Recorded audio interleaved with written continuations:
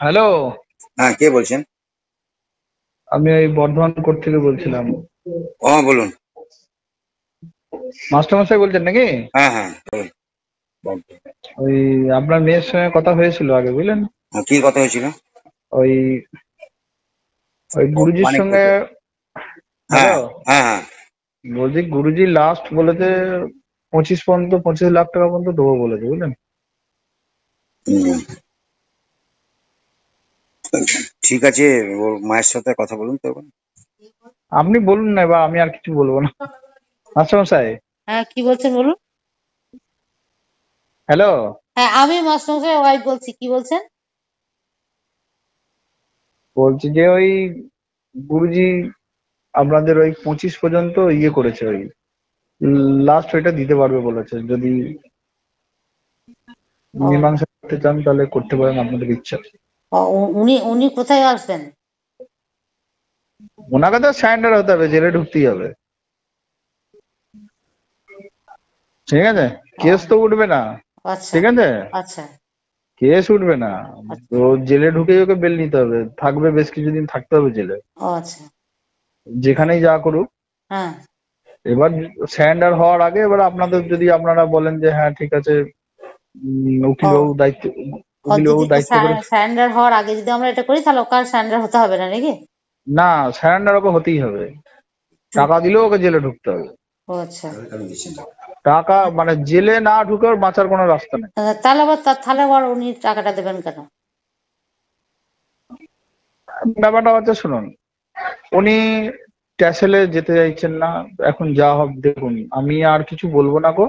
এখন ব্যাপারটা হচ্ছে কিছুদিন থেকে একটা মীমাংসা হয়ে গেলে তাহলে অল্প কিছুদিন হয়তো বেলটা পাবে।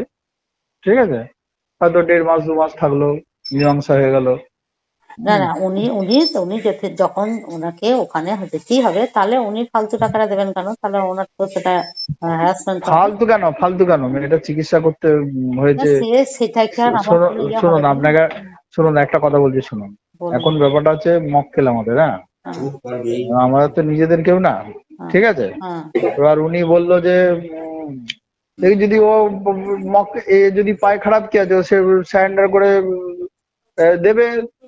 টাকা পয়সা আমরা জমানো বলতে সারেন্ডার করাবো, কথাবার্তা হলে উকিল বাবুর কাছে থাকবে, কাজ হবে, টাকা দিয়ে দেবে, আবার কে দেবে? না বাবু। মানে ওকে জেলে ঢুকতেই হবে, বুঝলেন হ্যাঁ তো? হ্যাঁ, জেল ছাড়া সেটা ওর কোনো সেটা রাস্তা বাবু, নাই। আমার আমার মেয়ে যে ক্ষতি হয়েছে সেটা কোনো রকম। ভালো আছে তো? শরীর খারাপ বলছিলেন, ভালো না আছে? না, বললাম তো ওর সমস্ত ওই অঙ্গটাই বিকলাঙ্গ হয়ে গেছে, দেখেছেন তো আপনি? আপনি তো এসছিল একবার, মুখ টুক হ্যাঁ, বাঁধা ছিল, আমরা তো দেখতে পাইনি। আর ওই গলায় তাও কান আমি মানে যন্ত্রণা, প্রচন্ড যন্ত্রণা হচ্ছে।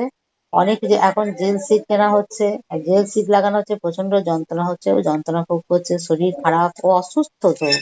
আমাদের তো এখনো ট্রিটমেন্ট চলছে, প্রচুর টাকা খরচ হয়ে গেছে, বলুন তো, 15 লাখ টাকা এমনিতেই খরচ হয়ে গেছে অলরেডি, বুঝলেন তো। আচ্ছা আচ্ছা আচ্ছা। আবার তারপরে এখনো খরচ চলছে, সেটা তো খরচ, যন্ত্রণা খরচ, ওটা তো সহ্য করছি। তারপরে বুঝতে পারছেন যে একটা মেয়ের লাইফ রয়েছে, সেই লাইফটা পার করা, আমরা আমরা মা বাবারা রয়েছে, এখন আমি দুটো রেঁধে দিচ্ছি, খাচ্ছে।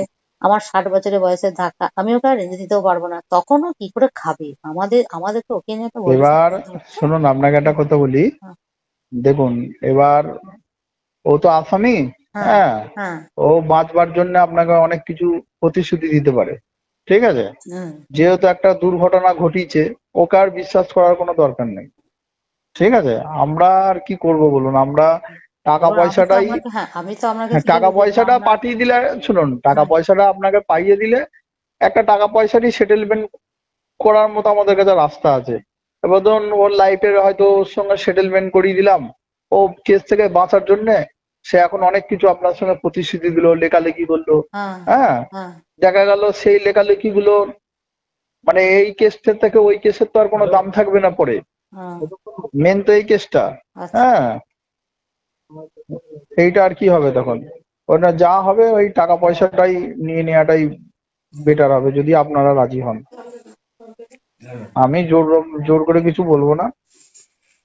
ব্যাপার হ্যাঁ। হচ্ছে যে বলি, মানে একটা টাকা দিয়ে তো এই মীমাংসা হয় না।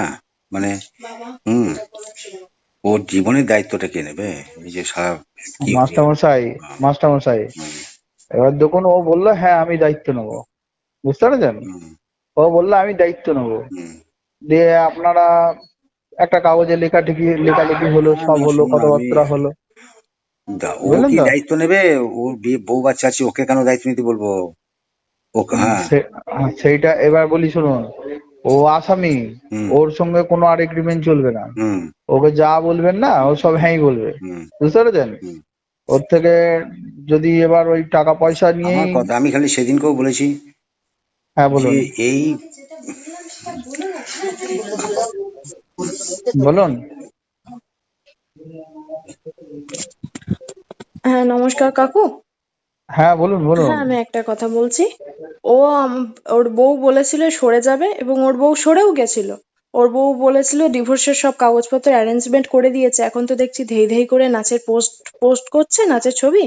তো আপনি একটা কাজ করুন, ওকে বলুন বউকে ডিভোর্স দিয়ে আমার দায়িত্ব নিতে। আমি কোনো টাকা পয়সা নেব না। Thank you.